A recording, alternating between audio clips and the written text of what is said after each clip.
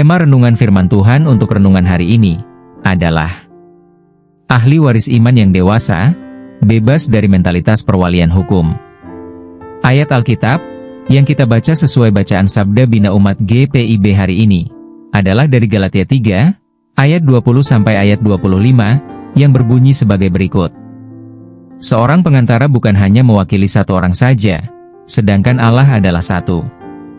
Kalau demikian, bertentangankah hukum Taurat dengan janji-janji Allah? Sekali-kali tidak. Sebab, andai kata hukum Taurat diberikan sebagai sesuatu yang dapat menghidupkan, memang kebenaran berasal dari hukum Taurat. Namun, Kitab Suci telah mengurung segala sesuatu di bawah kekuasaan dosa, supaya berdasarkan iman dalam Yesus Kristus janji itu diberikan kepada mereka yang percaya. Sebelum iman itu datang, kita berada di bawah pengawalan hukum Taurat, dan dikurung sampai iman itu telah dinyatakan. Jadi, hukum Taurat adalah penuntun bagi kita sampai Kristus datang, supaya kita dibenarkan berdasarkan iman. Sekarang iman itu telah datang, karena itu kita tidak berada lagi di bawah pengawasan penuntun. Demikian pembacaan Alkitab. Haleluya. Saudara-saudari buah hati Allah, hari ini, kita akan merenungkan satu bagian dari Alkitab, yaitu dari Galatia 3, ayat 20 sampai ayat 25, yang ditulis oleh Paulus kepada jemaat di Galatia ditulis dalam suasana krisis rohani. Ada kelompok yang mencoba membawa kembali umat percaya ke dalam ikatan hukum Taurat. Paulus dengan keras menegur mereka yang beralih dari Injil kasih karunia kepada Injil yang lain, yang pada dasarnya bukan Injil yang dimaksudkan oleh surga. Dalam Galatia 3, ayat 20 sampai ayat 25, Paulus menegaskan bahwa hukum Taurat hanyalah wali bagi pewaris yang masih berstatus anak, penuntun sementara, sampai Kristus datang. Dalam budaya Yahudi kuno, seorang anak yang bahkan adalah ahli waris harta kekayaan ayahnya, tidak akan hidup bebas sampai ia dewasa. Ia hidup di bawah pengawasan wali dan pengasuh, sampai waktunya tiba. Hukum Taurat adalah wali iman. Tetapi ketika Kristus datang, kita bukan lagi anak kecil yang perlu dijaga, tetapi anak yang dewasa, yang layak mewarisi janji. Firman Tuhan hari ini mengandung 3 poin penting. Poin ke-1, hukum Taurat tidak bertentangan dengan janji Allah, namun bukan jalan keselamatan itu sendiri. Dalam ayat 21, Paulus menyatakan bahwa hukum tidak bertentangan dengan janji Allah. Tapi, hukum tidak bisa memberikan hidup. Hukum hanyalah rambu-rambu yang berfungsi untuk menunjukkan dosa yang harus dihindari, bukan untuk menyelamatkan dari dosa. Ini adalah peringatan penting bagi kita yang masih hidup dalam ketakutan rohani, seolah-olah keselamatan kita tergantung pada usaha dan ketaatan legalistik. Banyak orang percaya hari ini masih hidup dalam mentalitas perwalian hukum. Mereka takut salah, merasa Allah hanya menyukai mereka saat mereka melakukan banyak kebaikan, dan merasa ditolak saat mereka gagal. Mereka menjalani iman bukan dengan keyakinan sebagai anak Abraham yang berhak janji Allah, tapi dengan rasa bersalah seperti seorang budak. Poin kedua, janji Allah digenapi melalui iman kepada Kristus, bukan perbuatan hukum.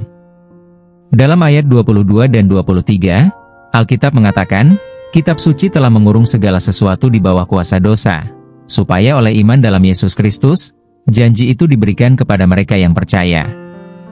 Ini adalah kunci keselamatan, iman, bukan perbuatan.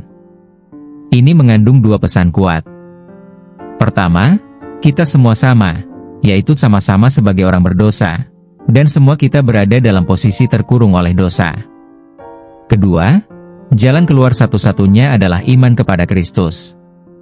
Jangan tertipu oleh ajaran yang menggabungkan Injil dengan syarat-syarat tambahan, seperti ketentuan tentang hari Sabat, tentang makanan halal dan haram, tentang tradisi seperti sunat dan lainnya, atau gaya hidup tertentu yang seolah-olah jadi syarat keselamatan. Itu bukan iman sejati. Itu perbudakan bentuk baru, dengan nama spiritualitas. Poin ketiga, masa penjagaan sudah berakhir. Kini kita dipanggil untuk hidup sebagai ahli waris yang sudah dewasa. Dalam ayat 24 dan 25, hukum Taurat adalah penuntun bagi kita sampai Kristus datang. Sekarang, dengan kebangkitan Kristus, iman itu telah datang. Karena itu, kita tidak berada lagi di bawah pengawasan wali hukum sebagai penuntun. Kita tidak lagi di bawah hukum, kita hidup di bawah anugerah Tuhan. Kita tidak lagi berjalan dalam rasa takut karena kurang memiliki pahala, tapi dalam pengakuan sebagai anak-anak Allah. Ini bukan berarti hidup sembarangan.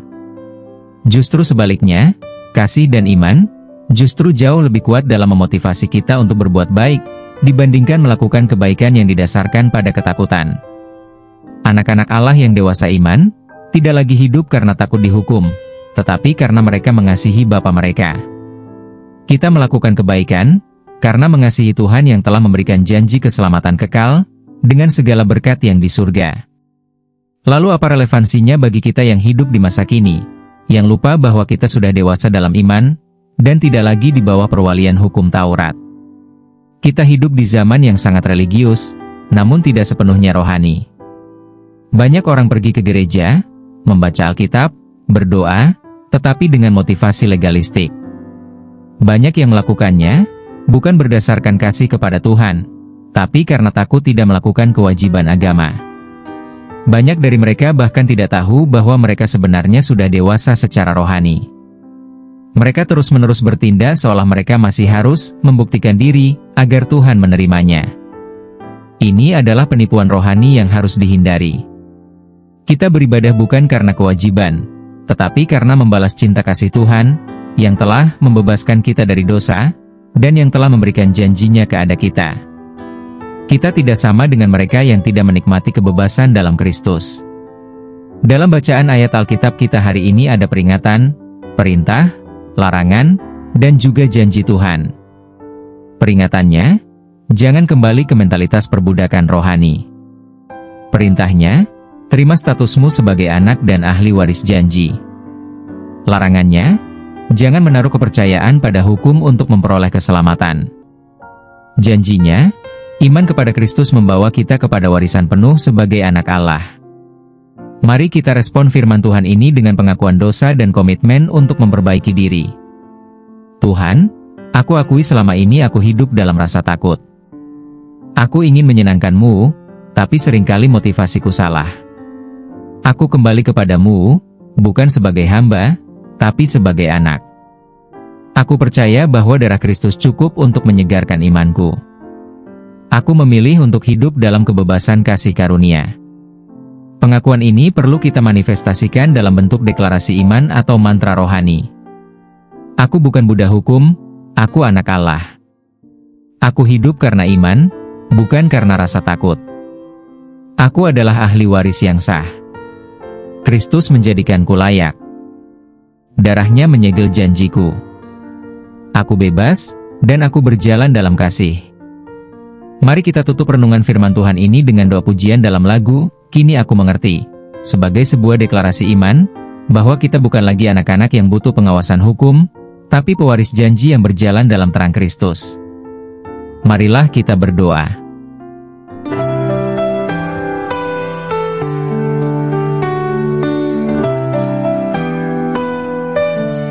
Kau beri hukum untuk lindungiku, umatmu yang belum dewasa ini.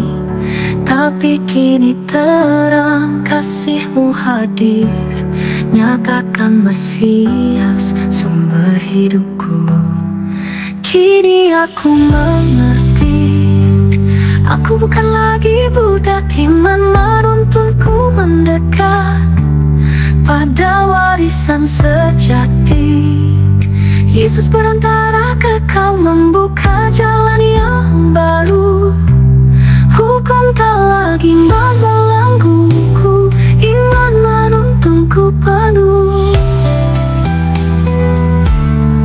Kau tak ingin aku tertawan oleh aturan tanpa kasih.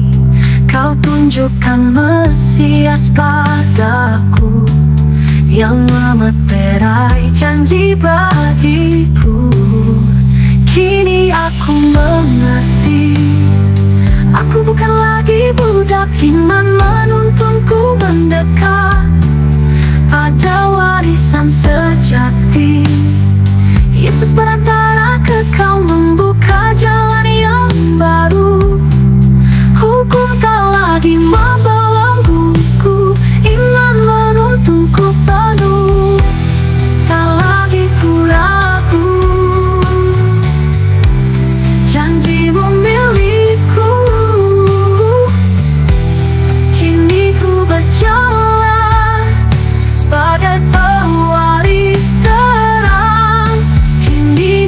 Aku mengerti, aku bukan lagi budak iman, menuntunku mendekat pada warisan sejati.